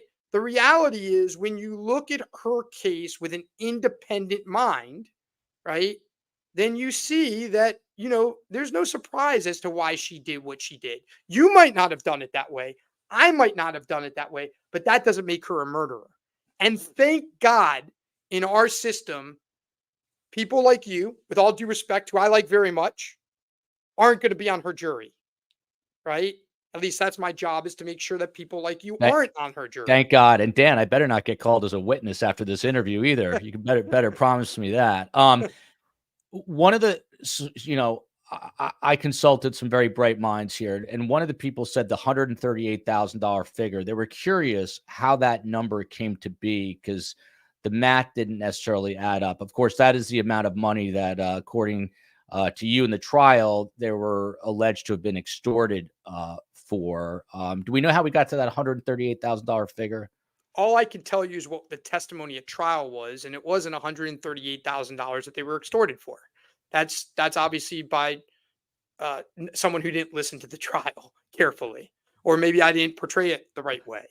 But what the testimony was at trial was clear, which is that Charlie Adelson testified that he cleaned out his safe and all he had in the safe was $138,000. That his extortion was for more money, but all he had on hand was $138,000, and that's what he gave. And that after he was told, okay, you have to pay $3,000 a month. And that originally the $3,000 payment a month was a payment of $3,000 cash. And then it changed after a couple months to $2,000 cash and $1,000 from an Adelson Institute check, a traceable check. And so the $138,000 is, by the way, the government, the state says that the number was $100,000, right? And that's because that's what Luis Rivera was told, right? He was told we're getting paid $100,000. And so the state always thought the number was $100,000. What Charlie Adelson testified to at trial was that the amount of money in his safe that he actually cleared out was $138,000. And why does he sleep with, Katie sleeps over that night, but he flips out later on over the 5K? He flips out over the 5K. I'm sorry. I'm not after sure. After the bump, he starts getting all agitated after the bump call. Does he know, do you think that law enforcement is on to him? I mean, obviously at the trial, you thought it was this double, you espouse this double extortion theory. Well, but what he testified to at trial is that he didn't know who it was. And what you can see on the tapes is that they're hoping it's law enforcement. What they're worried about on the tapes, and again, what he testified to at trial, was what they're worried about is that it's a bad guy. And that if they don't pay, they're going to get killed, right? So that's what they're worried about. In fact, you hear Donna Adelson on some of the calls relieved when Charlie is telling her it's the police, right? And the question is, why would she be relieved by that? Well, she's relieved by that because if it's the police, she's not going to get murdered, right? That's why she's relieved by it. So, again, someone has approached her on the street. Someone has approached I guess at that time, she's probably in her late 60s because she's 73 now. So someone has approached his mother on the street and it's obviously related to what it's related to. And so, of course, he's upset on the call. And of course, she's upset because she's scared. I mean, you've seen the video. She's clearly scared. So, I think that's the $5,000. It's not the money. It's the fact that someone has approached her on the street. And that's why she reacts the way she does. We're going about another 15 minutes, everyone, and then we're going to do another show reaction to all this. And by the way, Rashbaum's a really good tennis player, but I might have to start taking lessons and play him on the court. Kelsey Ann, will Dan Rashbaum come back as an STS guest after Donna's trial? I mean, I can never say what I'll do, but as you know, Joel, I don't like this stuff very much. I just rather just try my case, do the best I can, and then go on and enjoy my family. This is a job for me that I fight very hard to do. I'm very passionate about it. But the reality is, unlike a lot of lawyers, I'm not a very good self-promoter, nor do I want to be. So I don't know. From Sujatha Wolf, if Donna, Dan, is such a kind, lovely person, this is her, not me, why did she not encourage Charlie to go to the police with his knowledge of who killed Dan, if in fact this extortion was true? That's a good question. And I think you'll hear it. You'll hear an answer to that at trial. Look, at the end of the day, Donna Adelson is a loving mom. And at the end of the day, she's a person who wants to protect her family. And so we all make different decisions. Your decision might be different than my decision, might be different than Joel's decision as to what we would do. But there is a viewpoint of why you wouldn't go to the police. I'll tell you from my standpoint, if my son had come to me and told me what Charlie told Donna, knowing what I know about the police. And again, I have a lot of friends and I worked with law enforcement more closely than probably most people who are listening to this right now. But I wouldn't go to the police. I wouldn't. Now, my wife would. Okay. Why wouldn't you? Why wouldn't you? I wouldn't because I listen. Once upon a time, I prosecuted a terrorist, and once upon a time, I prosecuted a very violent gang member, and I had death threats, and the police, they knew about the death threats, and they came to my house, and they looked at my house, and they would drive around every once in a while to make sure I was safe in my house. But the reality is there was nothing they could do to protect me. That was the reality. The reality is they weren't with me all the time. The reality was if they wanted to get me, they weren't going to get me in my house. They were going to get me someplace else. And the reality was that after 3 or 4 months, the police forgot about it. Right. And so based on my life experience, which by the way, I'm not telling you that my life experience is right. I'm not telling you that my decision is right. But based on my life experience, I wouldn't go to the police. That's me. Now, my partner, who's 2 doors down from me right now, who has a very similar background to me, tells me I'm crazy. He would definitely go to the police, right? That's because his life experience is different, right? And so, again, you have to look at things from more than one perspective. You can't have tunnel vision when you're looking at these things. And by the way, that's precisely why Donna Adelson was not indicted in 2016, right? It's precisely why she's now being indicted and charged in late 2023, right? Because simply put, the case against her is a weak one. It is. It's a weak case. It doesn't have direct witnesses, right? It's got a lot of smoke. It's interesting because usually it's a defense lawyer who has the smoke, right? It has a lot of smoke. It has some facts that I don't like, right? It has some things I wish I didn't have to answer. But the reality is the fact that she didn't go to the police is not indicative that she did a murder, right? It's just a different life perspective and a different goal as to what you're looking for. I wouldn't say it's a wildfire, but it's somewhere between smoke and a wildfire. STS chief of everything. By the way, what was the question up right before that, chief of everything? Because that was actually important. Oh, will Donna, I mean, it's early, but do you think she will take the stand like Charlie did? Or because of what happened in that case, you can say, no way, Donna? Well, first of all, Donna makes that decision for herself like every client does. I advise on it. I prepare all my clients to testify. Whether they do so is their decision, and it's based on a variety of circumstances. We're just getting into the case. I mean, even though I know the case, I don't know the case. Okay. And so the reality is we just got discovery. But the reality is I expect that we'll make that determination during trial or a little bit before. I don't know the answer. The chief of everything, do you plan a focus group or mock juries to evaluate how people are now currently feeling? I guess not a mock jury for this, but some sort of focus group to see people's thoughts on Donna Adelson. Sometimes you do that. Sometimes you do. I don't know if we'll do it in this case, but sometimes you do. Last piece of sound, and then we're going to start to, I got a few more things I want to get to. Where is this? Okay, so here is Joel. Let me plug in my computer just that. to make sure that we're don't good. be like my wife and have it just die. Ooh, a little break in the action here. The 7th inning stretch, the 8th inning stretch. Let me know, you guys, what you're thinking so far. Look at this, Jan Gould pre-ordered the book for a little bit. Okay, the book is good to go. Thank you so much for pre-ordering that. It is on sale currently with Amazon. Dan is plugging in. Dan, you just let me know when you're good to go. Yeah. Just froze up a touch. There you go. I should be good. Yep. If you can see me.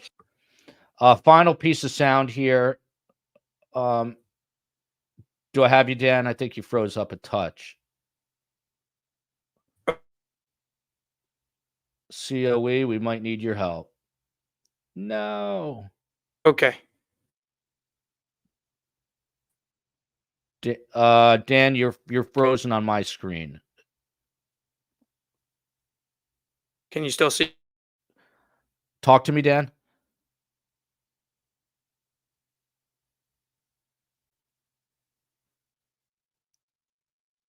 Dan, you might have to bounce out. COE, help me out here. There you go. Stand by, everyone. He is frozen indeed. There we go. The COE on it. COE, get Dan back on. Stand by. This is a little seventh inning stretch. But there you go. Members only, YouTube, Patreon, 1/19/24. That's tomorrow, 9 p.m. Eastern time. A live watch party, Dateline watch party. Dan Rashbaum is going to be interviewed. The COE has Dan's cell, so she's going to try to get him back on here. Meanwhile, let me take this opportunity. Again, this is the most important story, all kidding aside, that I've ever told. It is a story about my mom's Holocaust survival, but so much more than that. It's available for pre-order now. Dan, I have you back. Sorry about that. Oh, that was a seventh inning stretch. So this is the last piece of sound I'm going to play, and then we'll discuss it. This is, again, Adelson wiretaps. The consensus here across the board, and Dan might have a different take, that the patient is actually the man from the bump, the FBI informant, and they're using code language here. Okay, so you had how long? Yeah. How long? Okay, so you had how long? Yeah. How long of a talk did you have? 8. 8 minutes. Yeah. You talked to the patient for 8 minutes, Yeah. and they were nice. Well, not really. No. Did they? But Did they? but you Did they? no. But I'll Let me ask tell you a you. question. Did they give any threats or anything, or? No. They're talking about a meeting with the patient, 8 minutes. Dan, is that patient the FBI informant? So yeah, it's clear. So let me say a couple things. So I want to be precise here. I don't believe it's code, right? Now again, we're maybe being technical, right? So for me, code is when you have an agreement with someone that this word means this, right? It's not that, okay? But I'm with you. I'm not arguing with you, and I'm quibbling with you over semantics, right? They are talking not directly. They're disguising what they're saying, okay? And I believe patient is talking about Sammy, right? The guy who has approached Donna on the street, who now Donna has communicated with.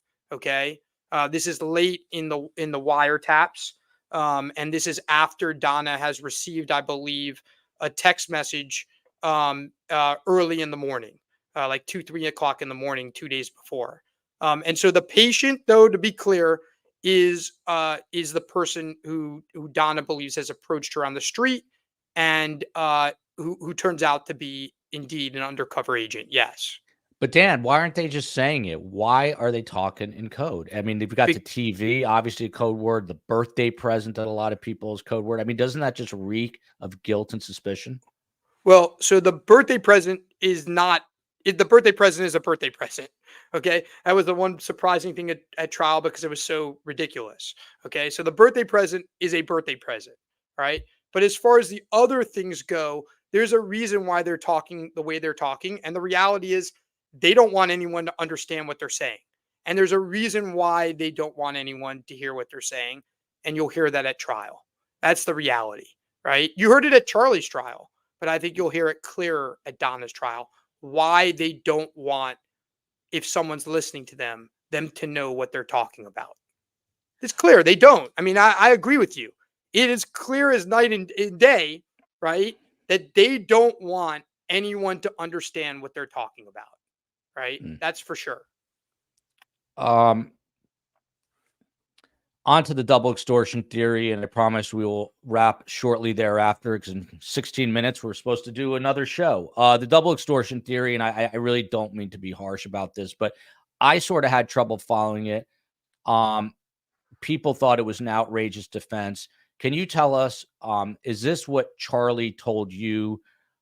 Did you guys sort of discuss this, and this was the defense that you had to go with? What can you tell us about that? Here's I have to think about this because I do want to answer the question, but I've obviously got to protect confidences. Here's what I can say is that the extortion defense was uh was uh was not anything new, right? So what I can say is I've represented the Adelsons since 2016. Donna Adelson. Um, and what I can say is my representation was before there were any trials. And what I can say is that um, what we said at trial um, was nothing new. What I can't tell you is what my client told me versus what I told him. I see Mickey says literally the definition of code. No, the definition of code is I say to Joel, "Hey Joel, when I say shoes, that means cocaine." So every time I say zapatas, right, that's cocaine. That's code, right? Okay. Now, what if I don't have a code with Joel? I might say not shoes, but I might say, "Hey Joel, you know that white stuff, right?" Now, it's not code. It's just us talking clear, disguise in disguise. Not a very good disguise, right? There is a difference between that, right? As someone who also prosecuted some drug cases, there is a difference between talking carefully and in disguise versus talking in code. Now, I don't think it matters, right? But it's not the definition of code, right? Code is when both sides know that this word means this, and that was not the case on these wires. So back to the double extortion. This is the issue that I had, and I think a lot of people have. Mhm. Why the hell would Luis Rivera and Sigfredo Garcia, not once, but twice, and I just did this drive. It's a hellish drive, 7.5 hours through nothing, up to Tallahassee to murder someone they don't even know as part of an extortion plot. They literally would have been at that point doing the Adelsons a favor by how much they hated this So guy at the that answer, moment in Joel, time. is different for Sigfredo and Luis Rivera. And you guys always, I probably didn't do a good job. Hopefully, I do a better job in the next trial. But Luis Rivera didn't do an extortion. And in fact, at trial, I thought he was the most honest witness. And I I did thought, too. and I thought he was the best witness for us because what he testified to is this could have been an extortion. And the reason why they might have done it this way, by the way, he says, I just wanted to rob them, right? I didn't want to kill anyone. I just wanted to rob them. And they wouldn't let me do that. And when I said to him, well, is it because they could have been lying to you and they could have been doing an extortion? His answer is yes, right? And the reason being is because through an extortion, they would get paid a lot more money than they would for a murder for hire. Now, listen, you know, you heard what you wanted to hear, and maybe I didn't describe it well. And hopefully, I'll do a better job in the next trial if that comes up. But the reality is that a lot of the things that don't make sense one way also don't make sense the other way, right? And the reality is that Luis Rivera didn't do an extortion. No one claimed he ever did. You know, I always laugh when people say, "Oh, isn't Charlie Adelson worried about the Latin Kings because he said Luis Rivera did extortion?" No, he said the opposite. He testified on the stand. He didn't even know who Luis Rivera or Tato was until just moments before he went into Dolce Vita. And he didn't think that they did an extortion. The only extortion done by Luis Rivera was the fake one, which wasn't real, done by the government pretending to be a brother of Luis Rivera. So the reality is maybe we'll need to be clearer in the next trial if this issue comes up. But again, Donna Adelson's defense is not that she was extorted in 2014 because she wasn't. Donna Adelson was not extorted in 2014. That's not what happened, right? And whether Charlie was or wasn't, Donna was told he was, right? And so the bottom line is no matter what you all think based on your tunnel vision of seeing the facts a certain way, I just pray that we get a jury wherever it may be in Tallahassee or elsewhere who's going to be open-minded and look at the evidence in an open-minded way. If we do so, the truth will come out, and that's that Donna Adelson didn't murder anyone. Dr. J, he went to law school with Charlie Adelson. I appreciate you sharing your thoughts, Dan. You inspire me to go to law school. Stick with the teeth, Jay. There's more money in teeth, I think. Well, probably not, actually. So this is a question. I apologize. I don't remember who it's from, and I forgot to write it down. Dan Rashbaum, but it's one of our Patreon and YouTube members. If Charlie knew for so long that there was even a possibility that he was going to be arrested, and he said so repeatedly in jail calls, that he knew it could happen and he should have fled to a remote beach country, why wouldn't he first try to cooperate with law enforcement to catch all the bad guys? Why wait and gamble on a trial, especially after seeing 3 people convicted? It seems like that's a lot of common sense. Why didn't he do that? Really good question. And his answer was he was scared. I mean, that's what he testified to. I can't tell you things he told me again, but what he testified in trial is the reason why he didn't go to law enforcement is because he was scared and he didn't think that they could protect him. That's what he testified to in trial. And he also testified that he thought they would point the finger at him and that law enforcement wouldn't believe him. So I can point you to what he testified in trial because that's the public record. I don't have a better answer for you at this point other than that. Onto the Rashbaum grading system used around the world. Charlie repeatedly tells people on jail calls that Dan Rashbaum said that Charlie, scored a 95 in his performance on the stand. He even said that Rashbaum told him that as long as he got a 70, he should be good. What is the Rashbaum grading system, and how does Donna get a 100, and will that get her an acquittal? I wish I had a grading system. So I wish I did. Again, I can't say what I said and didn't say, and I don't know that I would remember. But I wish I had a grading system, and all I can tell you is I believe in the system, and I believe that she'll do well because she'll tell the truth. As far as how Charlie did, what I can say is this: I can say that he answered the questions, that he knew the material. Obviously, the jury didn't believe him.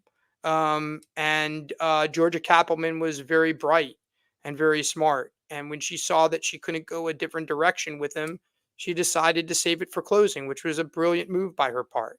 Right. Again, some of the pundits say that it was an impossible case. But yet they want to blame one piece or another. The facts are the facts, and the media attention to it for years obviously had an impact. But the reality is whatever I think how he did or didn't do is kind of irrelevant. The only thing that matters is what the jury thinks. And in his case, the jury found him guilty. So John Lauro is Wendi Adelson's attorney. He's also representing, I don't know if he still is, but he was Donald Trump at one point. Does Donna have any kind of joint defense agreement with Wendy's attorney that you know of? We have this. There is as stated in trial. I've met. I had never spoken to Wendi Adelson except on one occasion before, maybe two. Before Charlie's case, and never about the case.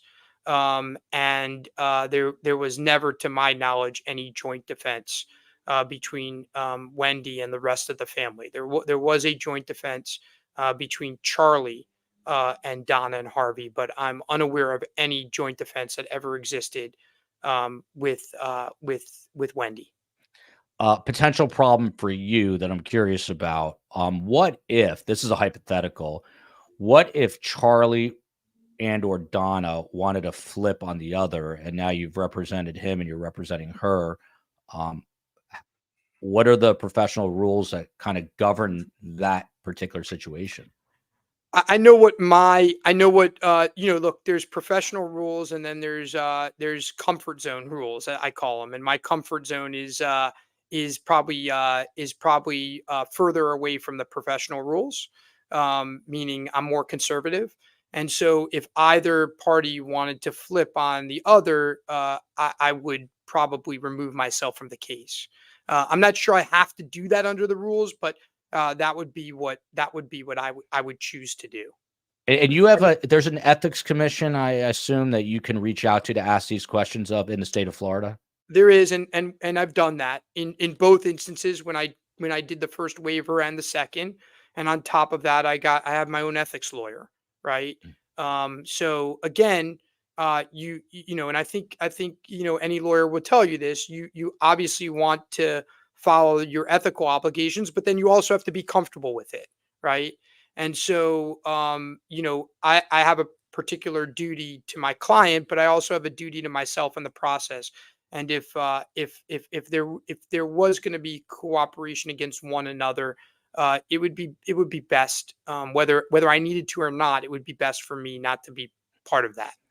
Uh, co- Three more quick questions. Mo Luttrell, why did Dan not depose Wendi in order to be prepared to defend Charlie fully? We had won 2 trials and a deposition of her already. So, and frankly, we didn't depose many people because we wanted to keep our defense a secret. And do you know, because there've been some calls out there, jailhouse calls. Donna does not seem very pleased with Wendi. Do you know if there's a rift in the relationship right now between Wendi and Donna and Wendi and Charlie? Are they even speaking? Let me just think whether I can answer this. I don't know anything about Charlie and Wendi, right? I haven't spoken to either. I know that Donna Adelson loves her daughter very much. Do you know if Donna Adelson and Charlie Adelson, because they've said it in so many words on jailhouse calls, that people in Tallahassee are less intelligent because they use the word y'all? I use the word y'all a lot. I don't know and again, I'll be honest with you. I have not listened to all the calls. If I'm being completely honest, I've only listened to some of them that have been on the various YouTube networks. But I don't know. What I can tell you is I found the jury to be incredibly attentive, incredibly polite. The couple jurors that reached out to me, at least what they told me, showed that they listened, that they were respectful. I think I could tell you that I did not share that view if that's their view, but I don't know what their view is. I've never talked to either about their view of Tallahassee juries. It's not really relevant. I mean, we're in Tallahassee, and if we're not in Tallahassee, that's going to be where our jury pool is. And what I can tell you is the jury that we had in Charlie's case was, while I wish they had come out with a different verdict, they were very attentive and very respectful. Ben Graber, second to last question or third to last question. Ben Graber, it's all right. You got time. He's a doctor. He came out, apparently had no real connection to the Adelsons, at least not for decades, but decided, former lawmaker in the state, decided to write an op-ed about Donna's innocence. Do you know who this guy is and what his motivation is? Why would he even insert himself into this publicly? Well, I've never met him, and I've never spoken to him. But it's another example of, frankly, a mob mentality, and it's scary.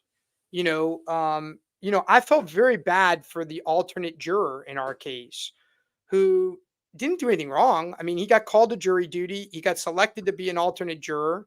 He sent an email that I had to notify the court of, and as a result of that, he got demolished on YouTube channels covering this case. The guy did nothing wrong, right?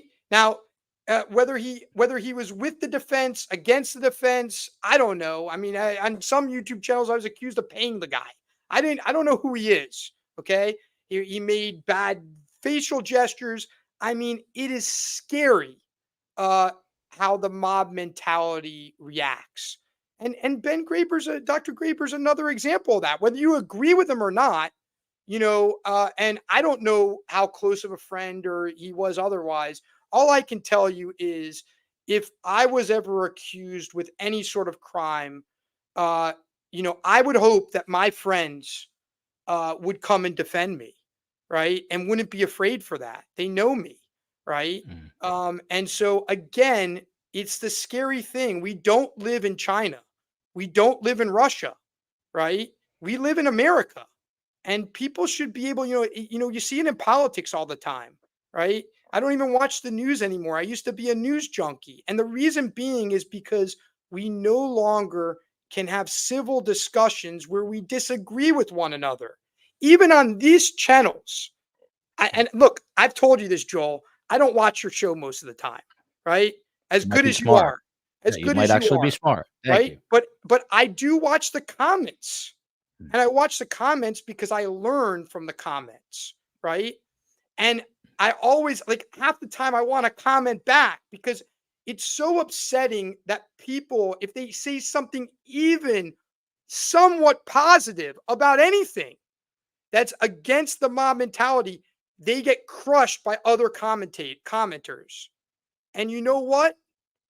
That is scary, right? That is not what America is. That is scary. And so, Dr. Graber, I don't know him, right? I'm glad he did a piece. I'm glad he defended his friend. And you know what? I'm defending her too. Not only because it's a job, but because she's innocent and because I like her and I believe in her, right? And you know what? If that makes me a bad guy, I guess it makes me a bad guy. I don't take any offense to it, right? I do my job. I know the type of person I am. I know the type of family I have.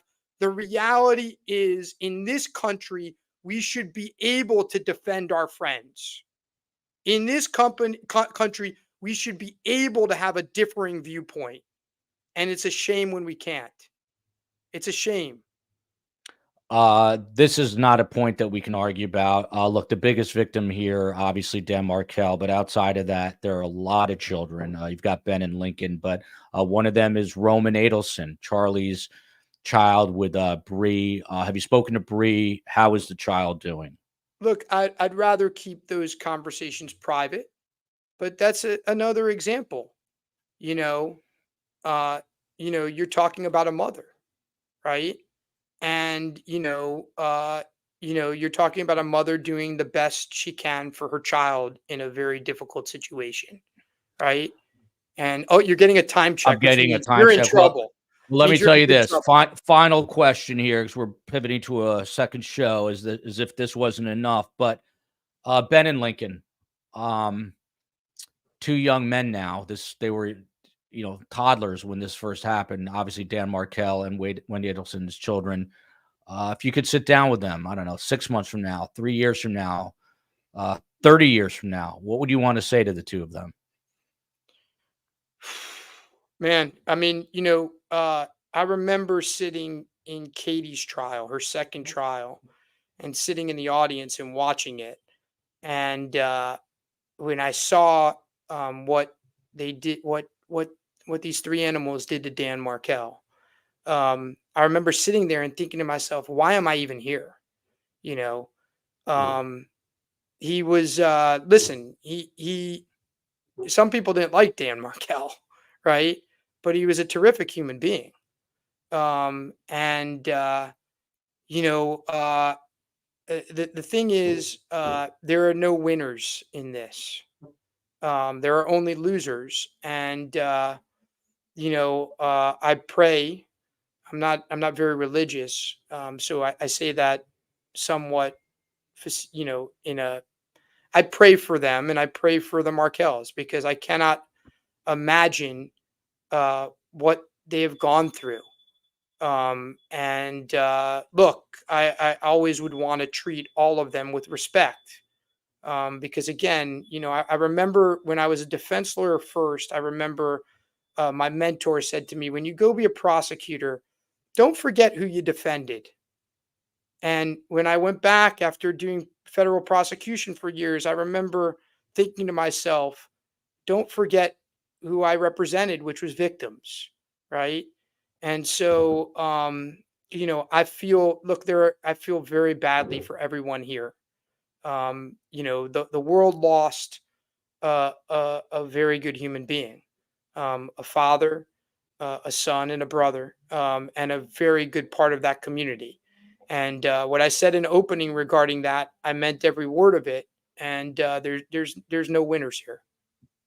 I meant to say this earlier. Huge shout out to the COE, Space Coast on the West Coast, the mods, Steve Cohen. We have an amazing small crew here, but we pull off some big stuff, like getting this interview with Dan Rashbaum.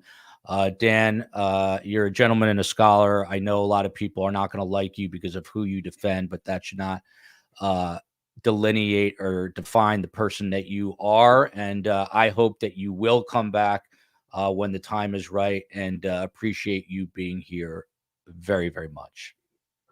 Have a good one. Well, we got a Thank you show for coming up on the turning other this off. channel. Love you, America. Okay, take care.